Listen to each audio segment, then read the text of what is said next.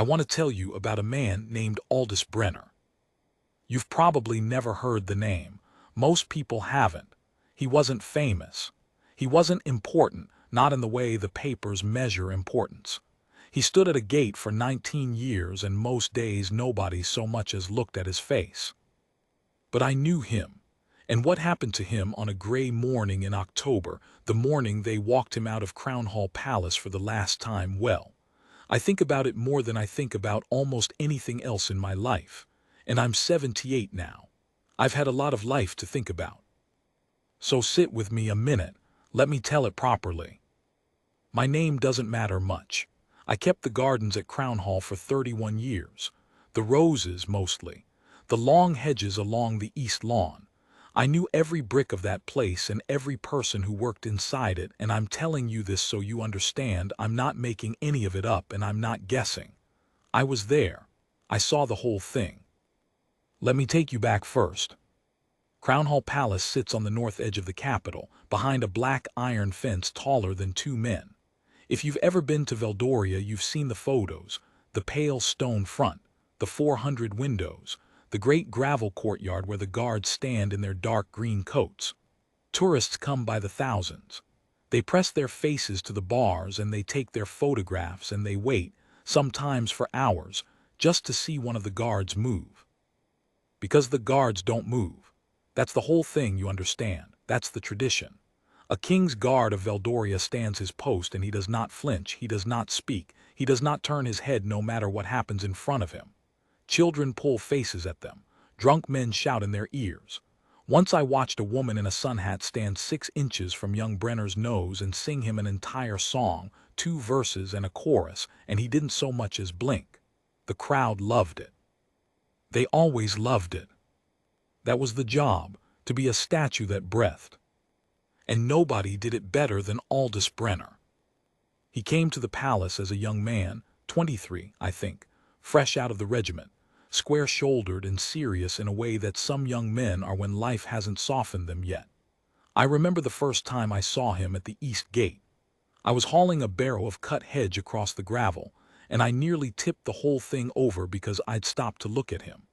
He stood so still I thought for half a second they'd put out a mannequin while the real guard had his lunch. Then a fly landed on his cheek, and he let it walk all the way across his face and down to his jaw, and he did not move a muscle. I thought, there's a man who takes the job seriously. I had no idea how right I was, or how much it would cost him. Now I have to tell you about the princess. If you're from Valdoria, or if you're old enough, you'll know her name already. Princess Eleonora. The country called her the Bright One, in the old tongue, Eleonora den Lissa, and the name fit her the way a good coat fits, like it had always been hers.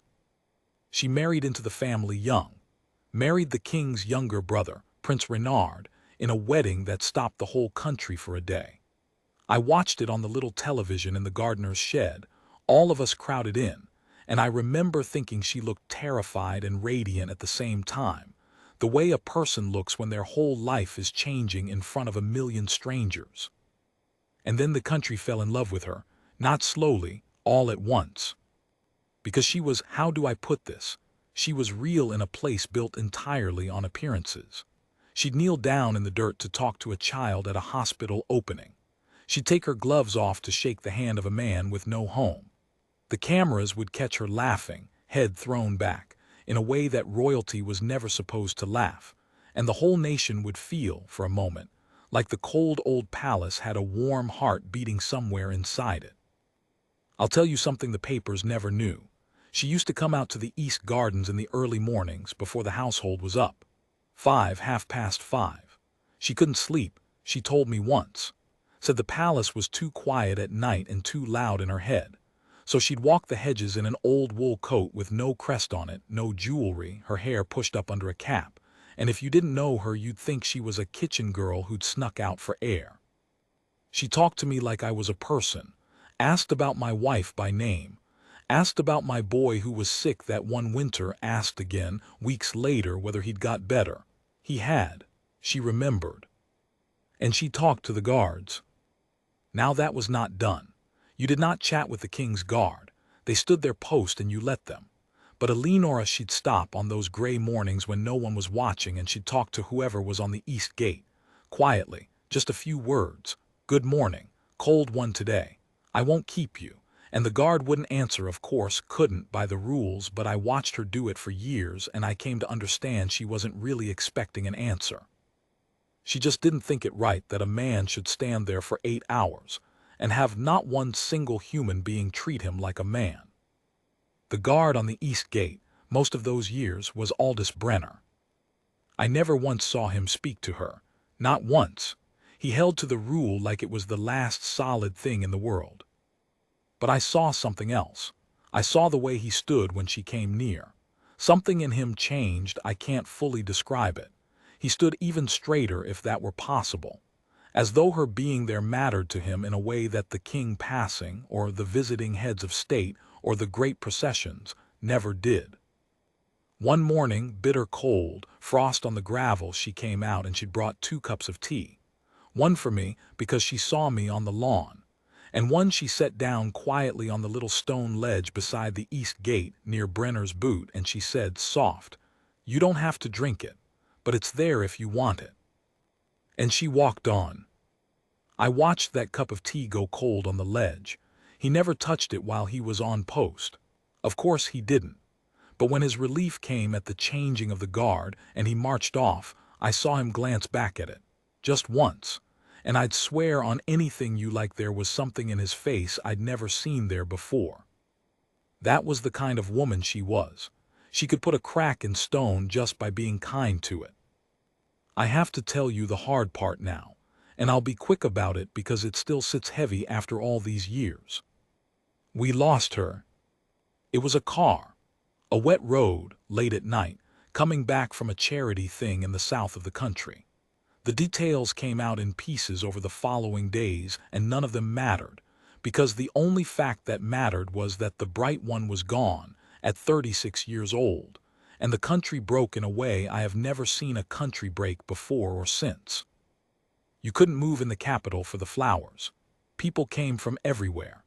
They laid bouquets against the black iron fence of Crownhall until the flowers were waist-high the whole length of the street, and the smell of them, all those lilies, you could smell it from the gardens, carried on the wind. Strangers wept on each other's shoulders. The whole nation stood in the rain for days like it had forgotten how to go indoors. And the palace. This is the thing people still argue about. This is the thing that, 20 years on, still makes the old-timers go quiet and look at their hands. The palace said nothing. For days, nothing. No flag lowered. No statement worth the name. The great pale front of Crownhall just stood there, 400 windows and not a word, while the whole country fell apart on its doorstep. People wanted to know, where is the family? Why won't they come out? Why won't they say her name? And at the center of that silence, though most of the country didn't know it then, was the woman who is the reason I'm telling you any of this at all. The Queen, Queen Margaret. I'll be careful how I say this, because I'm an old man and I try not to be unkind even about the dead, and the Queen is gone now too. But the truth is the truth. Margaret and Eleonora never got on. That was no secret inside the palace walls, however well it was hidden outside them. The Queen was of the old world, order, distance, the crown above all. She believed a royal should be admired, not loved, should be feared a little, never touched. And here came this young woman who knelt in the dirt and laughed with her head thrown back and let the whole country fall in love with her, and made it look so easy. I think Margaret never forgave her for that, for making warmth look like the more powerful thing. There were stories, cold words at dinners. Eleonora moved to colder rooms in the East Wing. Invitations that didn't come. The small, quiet cruelties that people with power use on people they cannot otherwise control. I never saw the worst of it, mind. I was a gardener, not a footman. But the footmen talked, and the maids talked, and I'd known half of them 20 years, and you hear things. And when Eleonora died, and the country wanted the palace to grieve, it was Margaret who decided the palace would not. That's the silence I'm telling you about. That was where it came from. Now I bring you, at last, to the morning everything happened. But I'm going to make you wait one more breath for it, because you need to understand the man it happened to. After we lost the princess, something went out of Aldous Brenner. You wouldn't have seen it from the street. He stood his post the same as ever, still as stone, eyes forward, the model of every rule. The tourists came and pulled their faces and he didn't blink. To them, he was the same green statue he'd always been. But I saw him in the off hours, in the guard's yard, in the little canteen where we'd sometimes share a pot of tea after our shifts, and the man had gone gray inside. He didn't talk much, he never had, but now he didn't talk at all. He'd sit with his tea and stare at nothing. One evening, just the two of us, I said to him, "Careful, because you didn't pry with Brenner," I said. "You knew her, didn't you? Properly, I mean." And he was quiet so long, I thought he wouldn't answer. Then he said, "She was the only one in that whole place who ever asked my name." That was all. He drank his tea, he went home. But I never forgot it. The only one who ever asked my name. 19 years a guard, and one person in all that time had treated him like he was real. And she was gone, and the people who'd made her last year's cold were carrying on as though she'd never breathed at all. I think that was the wound. I think that's what was sitting in him, quiet for all those months. Not loud, not angry, just there. Like a stone in a boot you've stopped being able to feel but can't ever take out. And then came October. I remember the morning so clearly it might have been last week. Gray sky, the low kind that doesn't rain but won't clear either. Cold enough that the tourists had their collars up. The gravel was wet and dark. I was working the east beds, cutting back the last of the roses for the winter, maybe 30 feet from the east gate where Brenner stood his post. It was nearly the changing of the guard. The crowd had built up the way it does, 50, 60 people pressed to the iron fence with their cameras, waiting for the ceremony, that bit of theater they all come for. And that was the morning the Queen decided to leave by the east gate. She almost never did. The east was the quiet way, the working way, my way, the staff's way. The grand departures went out the front where the cameras were arranged just so. But that morning, for reasons I never learned, the Queen's car was brought round to the east, and the household began to assemble, and word went down the line the way it always did. Her Majesty is coming through. I straightened up from the roses. I had a feeling. I can't explain it better than that. I'd worked in that place 30 years, and you develop a sense for when the air changes, and the air had changed. The Queen came out. And Aldous Brenner, who had stood like stone through 19 years, through drunks and singers and flies walking across his face, who had never once broken the rule in all the time I'd known him. Aldous Brenner turned his head, and he looked her in the eye. I need you to understand what it meant, that he turned his head. To you, watching from the fence, it might have looked like nothing. A man moved his neck, so what? But I'd worked in that palace for 30 years, and I tell you, in all that time, in all the thousands of mornings I'd seen guards stand that east gate, I had never once seen a king's guard break his stillness while a royal passed. Not for the king, not for visiting kings of other countries.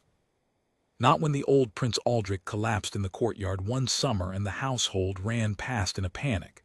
Even then the guard on duty held his post, eyes forward, while a man he'd guarded for years was carried past him on a stretcher. That was the rule. That was the whole terrible beauty of it. The guard does not move. The guard does not see. The guard is a wall that happens to have a heartbeat. And Aldous Brenner broke it, on purpose, while the Queen of Veldoria walked 4 feet from him. He turned his head and he looked at her, and he did not look away. I dropped my shears. I remember that. They hit the gravel with a small dead sound, and I didn't even bend to pick them up. I just stood there in the rose bed with the cold coming up through my boots, watching, because I knew, the way you know before a glass finishes falling that it's going to break. I knew I was about to see something I'd carry the rest of my life. Let me set it for you properly, Because the picture matters. The courtyard at the east gate isn't grand. That's the front's job, the grandeur. The east is the working face of the palace, plainer stone, a narrower gate, the gravel a little rougher underfoot. On a normal morning, it's deliverymen and staff in the laundry vans. But the tourists had found it over the years, the way tourists find everything. And so there was always a crowd at the iron fence even here, 60 or 70 of them that morning, pressed to the bars with their collars up against the gray, waiting for the changing of the guard. The Queen's car sat idling on the gravel, a long dark thing with the engine running and a footman holding the rear door.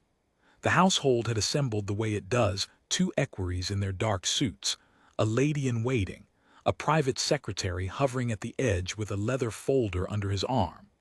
All of them arranged just so, the small, careful choreography that surrounds royalty wherever it goes. And the Queen came out of the east door. Margaret was past 70 by then, but she carried herself like a woman half that age, straight as a rule, chin level, every movement decided before she made it. She wore a deep gray coat that morning, I remember, the exact color of the sky, so that she looked less like a person crossing a courtyard than like a piece of the weather that had decided to walk. She came down the 3 stone steps without looking at anyone. She never looked at the guards. Why would she? They were furniture. They were the wall with the heartbeat. She drew level with the east gate. And that was when Brenner turned his head. The Queen felt it before she saw it. That's the thing about eyes, you feel them. She slowed. Her step shortened. And she turned, expecting, I suppose, some breach of protocol from the crowd, some tourist leaning too far over the bars. Instead, she found herself looking straight into the face of a guard who was, against every law of that place, looking straight back at her. For a moment, nobody breathed. The equerries froze. The lady-in-waiting's hand went halfway to her mouth and stopped there. The private secretary's leather folder slid an inch under his arm, and he caught it without looking, his eyes locked on the gate. The footman stood holding the car door open onto an empty seat. Every one of them had gone still, the particular stillness of trained people who have suddenly arrived in a situation their training never covered. I've thought a great deal over the years about that frozen moment, about how a whole machine, and the household around a queen is a machine, make no mistake, a beautiful, precise machine built over centuries to keep anything unexpected from ever reaching her, about how that whole machine simply stopped, because one of its own parts had done a thing the machine had no answer for. The Queen's face went very still, not shocked. Margaret was never shocked. She was far too controlled a woman to give a thing like shock away for free. But cold, a deep, settled cold came down over her features, the cold of someone deciding in real time exactly how much force this will require. She said, in a voice I could just catch from where I stood, "Eyes front, soldier." 3 words. That was all she should have needed. Any guard in the kingdom would have snapped his gaze forward and stood there praying the earth would open, and the moment would have closed over like water and been forgotten by lunch. Brenner didn't move his eyes. And then, God help me, I was 30 feet away across the rose bed and I heard every word.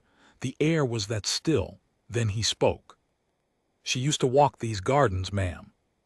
The Queen's chin lifted a fraction. "I beg your pardon." "The princess." His voice was low and level, not raised, nothing like a man losing his grip. If anything, it was the calmest I had ever heard him. And I'd known the man 20 years.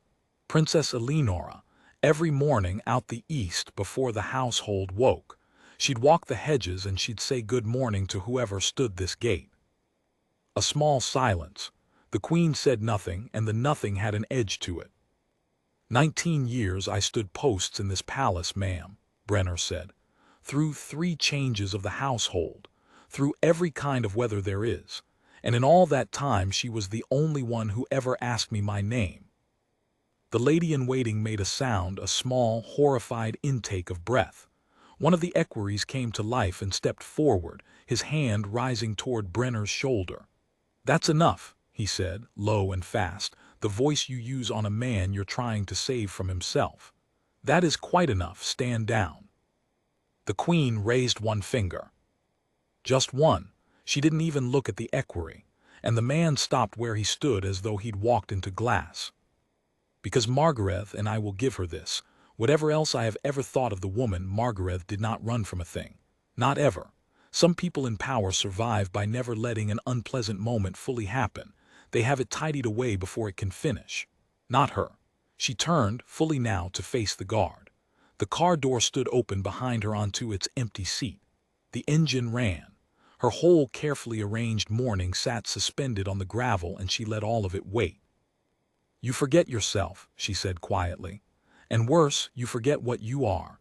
You are a fixture of this household, a post.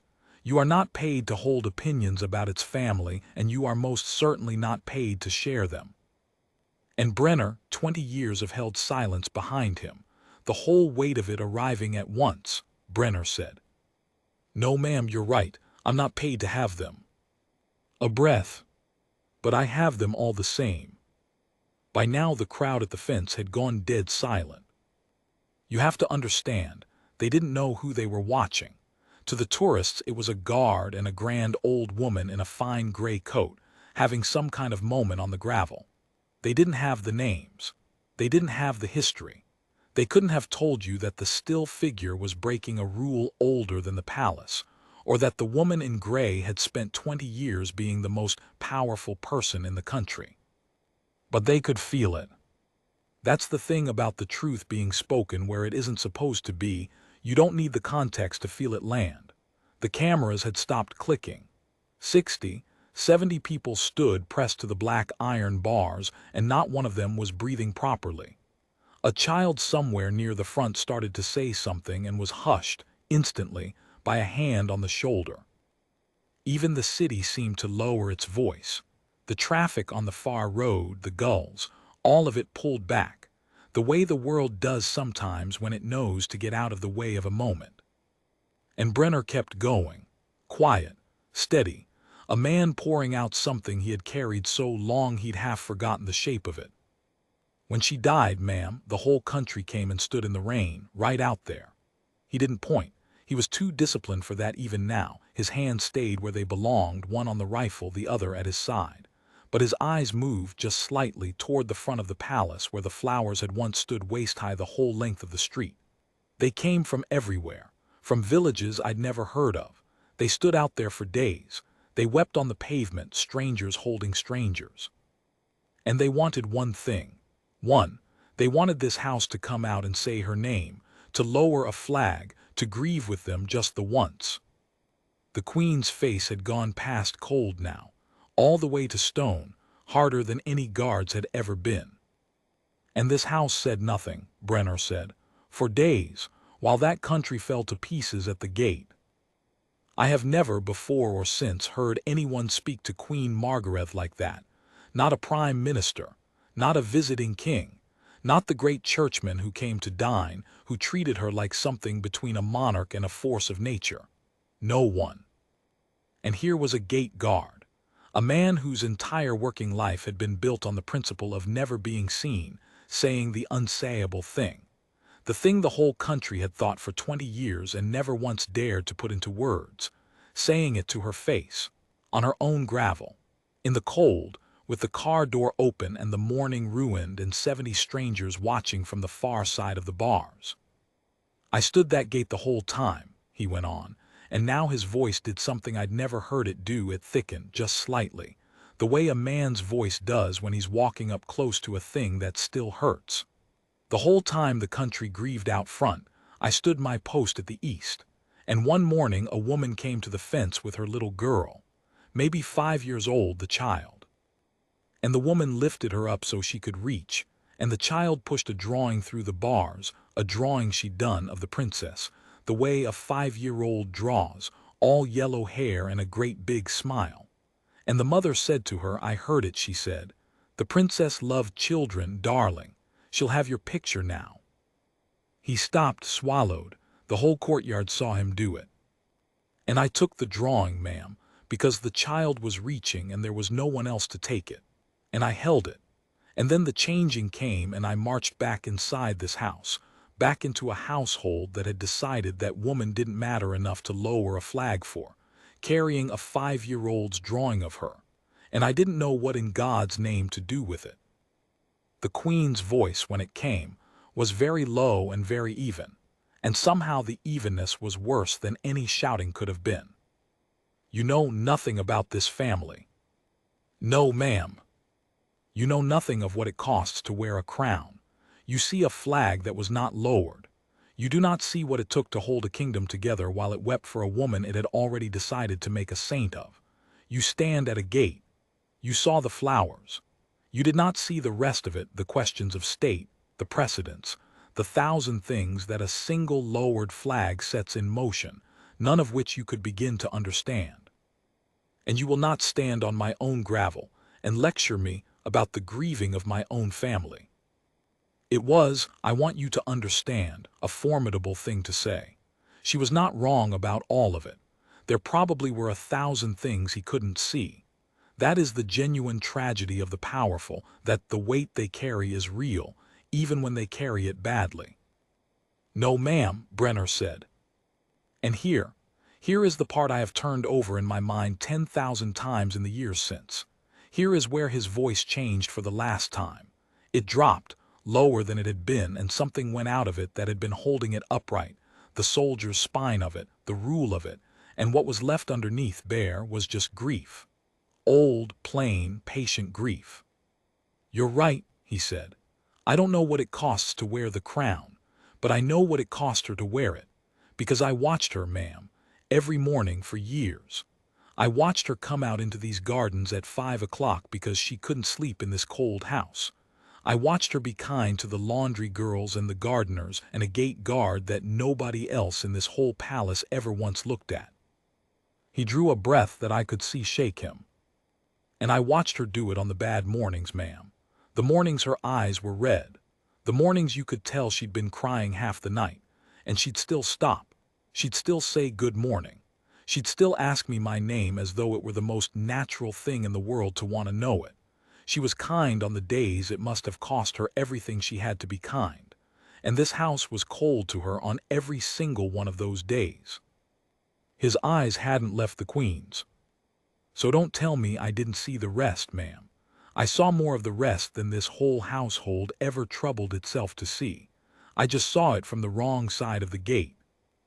The silence after that. I have lived a long time and I have never heard a silence with such weight in it. The kind that presses down on a place that you feel in your chest. Even the wind, which had been worrying at the dead roses all morning, seemed to stop and listen. The household stood like a row of statues, they who served a family of statues, frozen now themselves. The lady-in-waiting was openly crying, silently, not bothering to hide it, which I think tells you something about how the moment had reached even the people trained hardest not to be reached.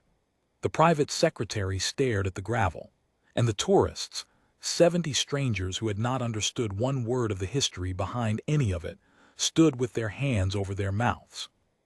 Because you can hear grief. You don't need the names for it. You can hear a man telling the truth at the cost of everything he has, and 70 people who'd come for a bit of theater stood at the iron fence and heard exactly that, and not one of them moved. And the Queen. I will tell you precisely what I saw, because I was there, and in 40 years I have never once embroidered it. For one moment, one single moment, Queen Margaret's face cracked. It was the smallest thing, a flicker. Her eyes went bright, all at once, the way eyes do in the half-second before tears, and something crossed that hard old face that I had never seen in 30 years of watching her cross that courtyard and would never see again. For half a heartbeat, she was not the Queen of Veldoria. She was an old woman who had just been told a true thing she had spent 20 years refusing to hear, and told it by the last person on earth who should have been able to reach her with it. A gate guard, a wall with a heartbeat, the one part of the machine that was never supposed to be able to speak. And then it was gone. The stone came back down over it complete, as though it had never lifted, and she said, in a voice with absolutely nothing left in it, "Remove him from his post. Remove him from the household entirely. I want him off these grounds within the hour." The equerries moved fast then. That's what the machine is for in the end, for this. For making the unbearable thing disappear quickly and smoothly so that the morning can be put back together as though it never cracked. Two of them came at Brenner from either side. One murmured something low and urgent in his ear. A relief guard was summoned from inside the east door at a half-run to take the post, because the post is never, ever left empty. Even now, even in the middle of all of it, the rule held. The footman quietly closed the car door on its empty seat. The private secretary was already on a phone.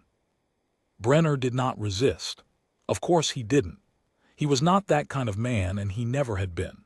He had said his piece, and now he would take the cost of it the same way he had taken everything else in his life, straight-backed, eyes forward, the perfect picture of the discipline they were in the very act of stripping from him. They turned him toward the east door. "But here is the thing I most need you to see. The thing the tourists at the fence understood, even though they couldn't have given you a single name."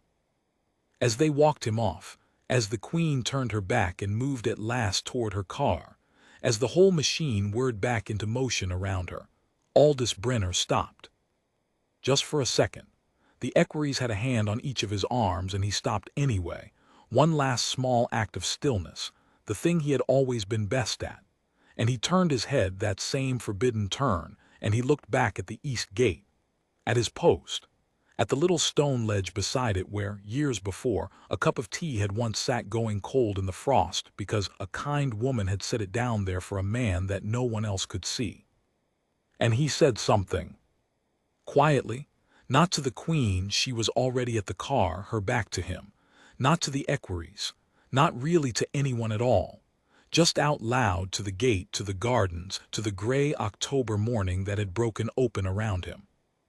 He said, "Good morning, ma'am, cold one today." Her words, the exact words she had said to him 100 times on 100 gray mornings, the small kind nothing she'd offered a man the world had decided didn't need to be spoken to. He gave them back to the empty gate like a man laying a single flower on a grave. And then he let them walk him out. I was still standing in the rose bed with my shears in the dirt where I dropped them. I hadn't moved through any of it. And as they brought him past the east beds, past me, close enough that I could see the gray at his temples and the set of his jaw, he caught my eye. Just for a second. He didn't say anything. He didn't need to. There are looks that carry whole conversations inside them, and that was one of them. It said, "I know exactly what I've just done. I would do it again tomorrow. Look after the roses for me."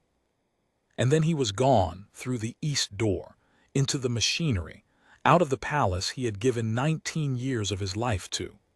Walked out into the gray for the crime of telling the truth about a kind woman to the people who had been unkind to her while she lived.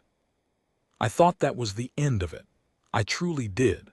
I thought he would vanish the way people always vanished when the palace decided they should, quietly, completely, swallowed into nothing, a name nobody would be allowed to say. I was wrong about that. I was wrong about very nearly all of what came next. Because the tourists at the fence had phones. They always have phones now. And one of them, a young woman near the front, who'd come up from the south for the weekend with her sister, who'd only meant to film the changing of the guard like everybody films the changing of the guard. She had kept filming the whole time. She had got all of it. Her name was Merritt, the woman with the phone. I learned that later, the way I learned most of this, in pieces over weeks, the way the whole country learned it. She was a tourist, come up from the south for the weekend with her sister the way people do, to see the palace and take the photographs and watch the guards stand still. She'd had her phone up filming the changing of the guard, pointed at the east gate, expecting the usual little bit of theater. The boots, the turn, the bayonets catching the gray light. And instead she'd caught a guard turning his head. She told an interviewer much later that she had almost stopped, that her thumb had actually moved to end the recording, because she'd realized she was watching a man get into some kind of trouble, and it felt wrong, intrusive, to keep filming a stranger's bad moment. But I couldn't put it down, she said. There was something in his voice. I've never heard a person talk like that in my life. Like every single word was costing him something to say. I didn't understand who any of them were. I didn't know it was the Queen. I just knew I was hearing something true, and you don't turn the camera off when you're hearing something true. So she kept filming, all of it, the Queen turning, eyes front, soldier. The whole long, quiet, terrible exchange, every word of it carried clean across the still morning air to her phone at the bars. The child's drawing. She was kind on the days it must have cost her everything to be kind, the order to remove him. And that last thing, the words he gave back to the empty gate. "Good morning, ma'am, cold one today." She caught that too, the shake in his voice as he said it. She posted it that night. She wasn't anybody. She had a few hundred people who followed her, mostly friends. She didn't think much of it, she said. It had simply moved her, and she wanted other people to be moved by it too. By morning, the whole country had seen it.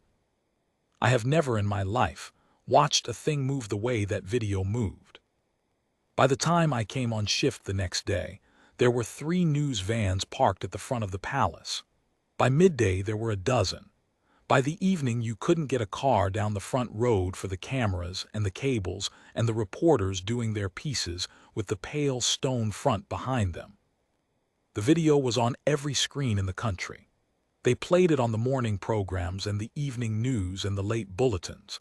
And between the bulletins, it simply ran and ran, passed hand to hand, screen to screen, until there was hardly a soul in Valdoria who hadn't watched a guard turn his head and say the unsayable thing and be walked off the grounds for it. They played the audio over the top of everything.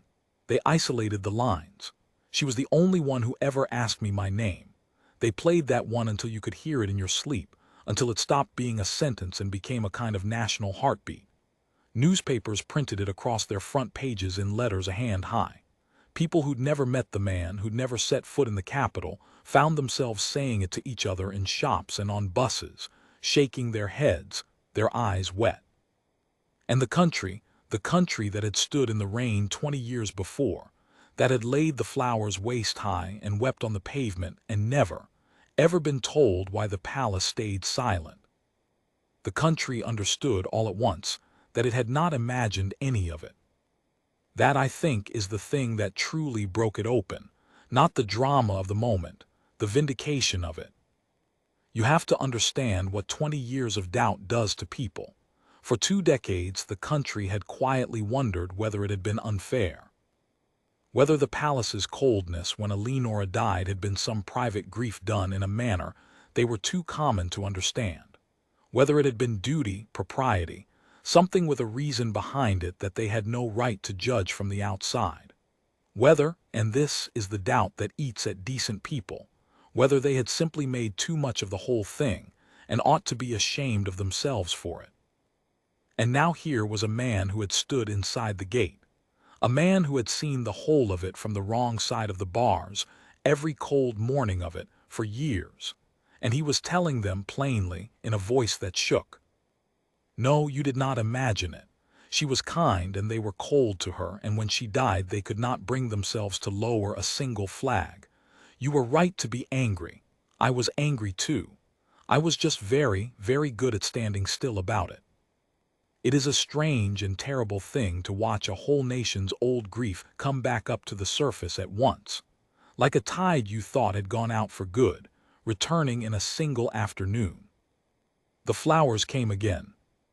That was the part that undid me completely, that I still can't tell without stopping a moment.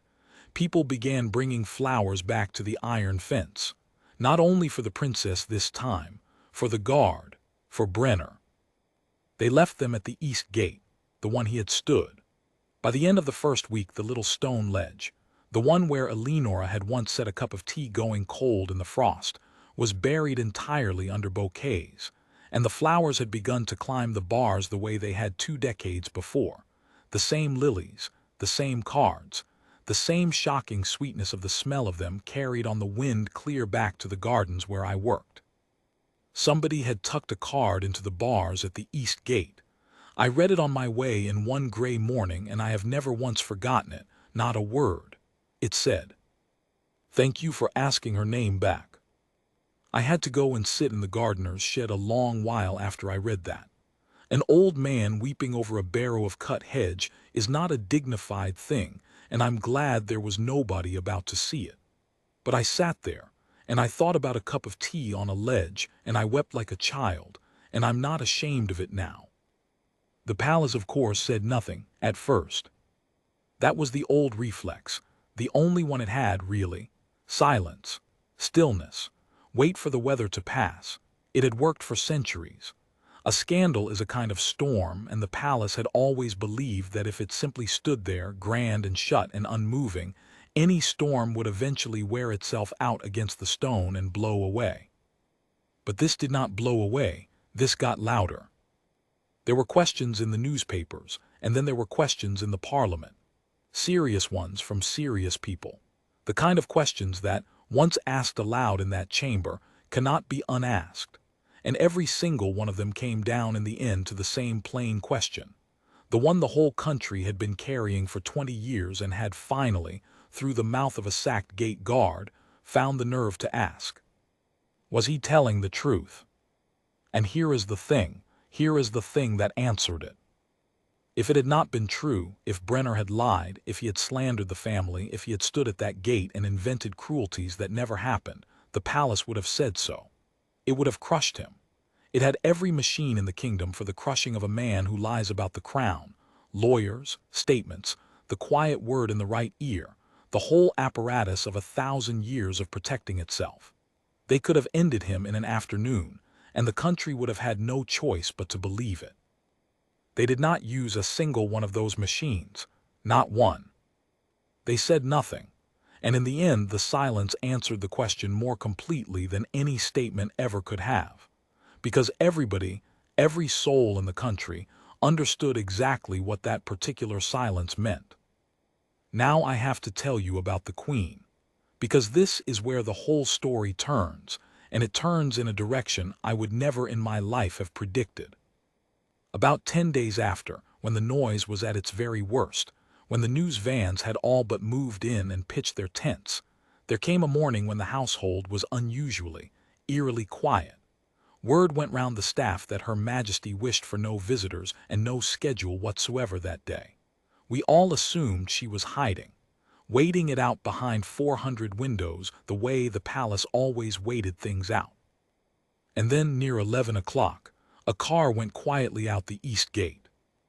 No fanfare, no procession, no outriders, no household trailing behind. Just the one car slipping out the working gate the way the staff slipped out and gone. It was the Queen, alone but for a driver, in a plain coat with no crest on it.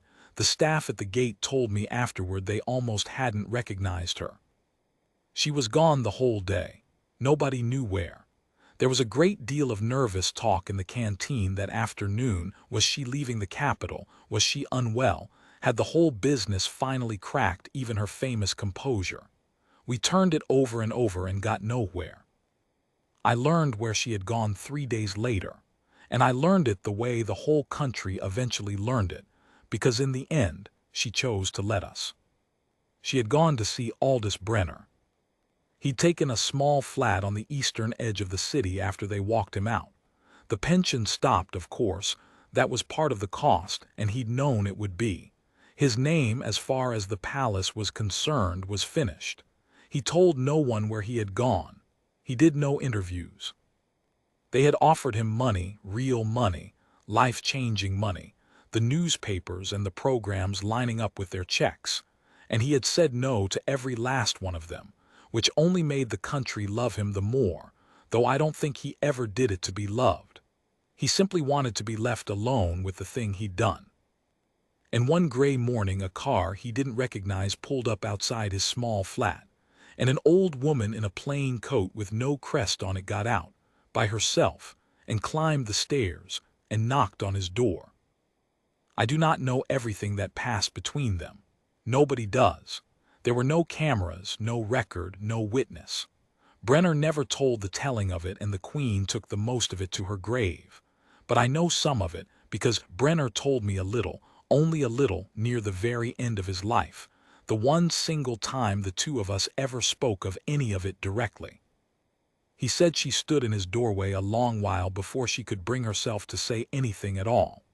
An old woman on a stranger's landing, with no household and no crown and nothing arranged just so to stand behind.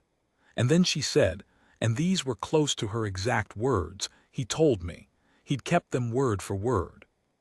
She said, "You were right about all of it."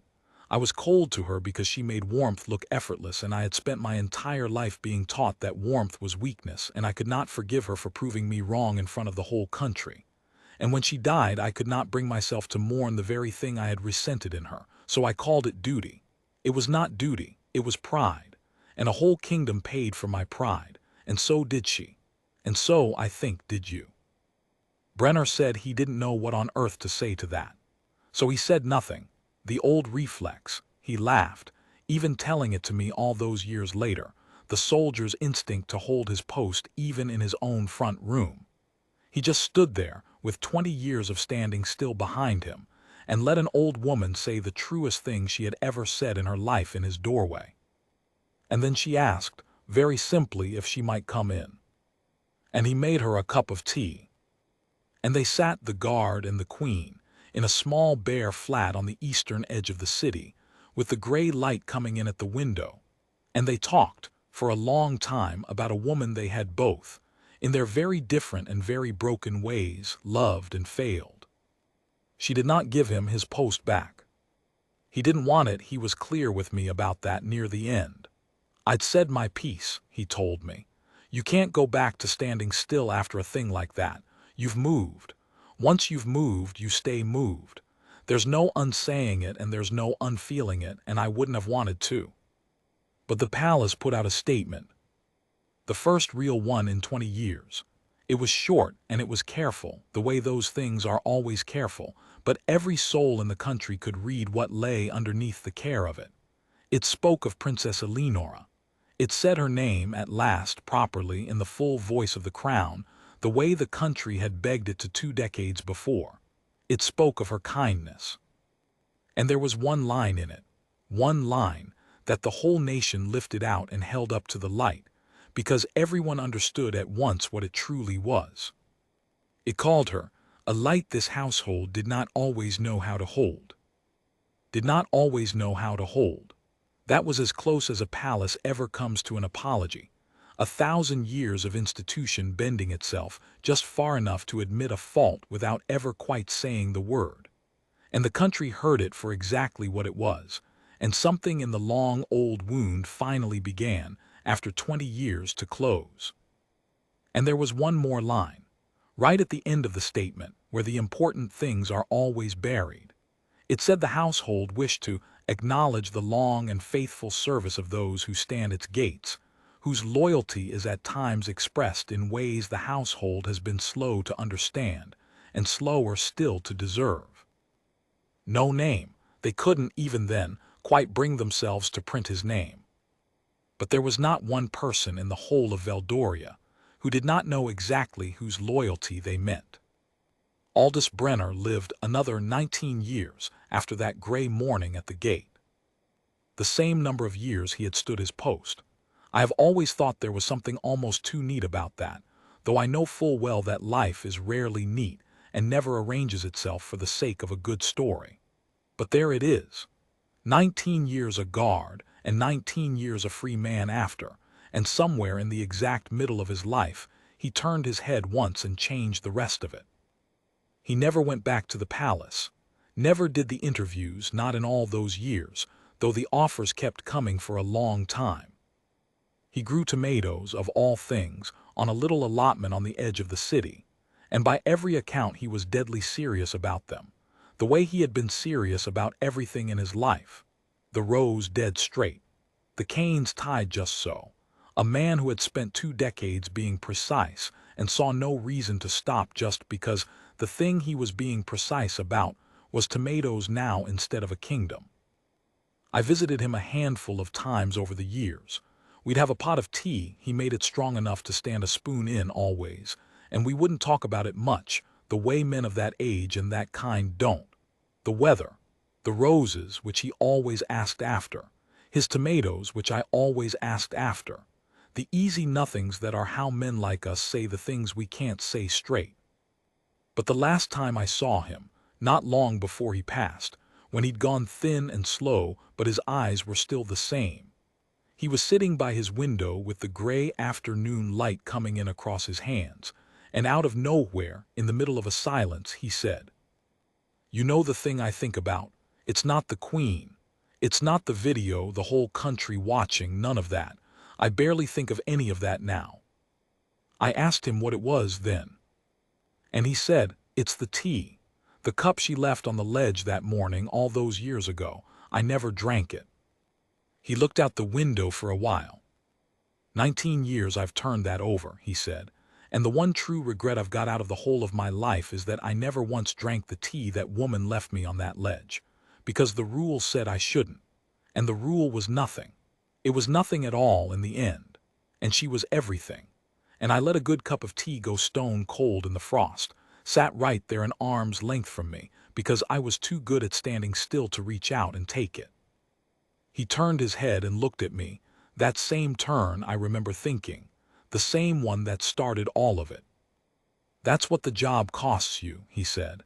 "In the very end, it teaches you to be so good at not moving that you forget how to take the one kindness anybody ever bothers to offer you. I broke the rule, but I broke it 20 years too late. I should have drunk the tea." That's the story. That's the whole of it, told as true as an old man can tell a thing he saw with his own eyes and has carried close to 40 years now. The guard who turned his head. The Queen who cracked, for half a heartbeat, on a gray October morning. The video that brought a country's grief back up like a returning tide. The plain old woman who climbed a stranger's stairs and said a true thing in his doorway at last. People remember the video. They remember the man who said the unsayable thing to the Queen and was walked off the grounds for it. That's the part they kept. That's the part that ran and ran on every screen in the country. That's the part, I expect, that brought you here to hear this. But I'll tell you, that's not the part I remember. Not really. The part I remember is a cup of tea, going cold on a stone ledge in the frost. A kind woman who set it down quietly for a man that nobody else in that whole grand palace could be bothered to see. And a man so disciplined, so loyal, so achingly good at standing still, that he let it go cold rather than break a rule that had never for one moment deserved his loyalty in the first place. We spend so much of our lives standing still, holding our posts, keeping the rules nobody can even remember the reason for, telling ourselves that this holding still, this is what loyalty looks like, this is what being a good man means. And the whole time somebody is leaving us a cup of tea on a ledge. Some small, plain, real kindness, set down quietly within arm's reach, on the days it likely cost them everything to offer it. Don't let it go cold. That's the thing he'd want me to leave you with, I'm certain of it. Of everything that happened that gray October morning. The Queen, the video, a whole nation brought back to tears over a woman 20 years gone. I think that's the only part he'd truly care that you carried out of here with you. Reach out, take the kindness. Drink the tea.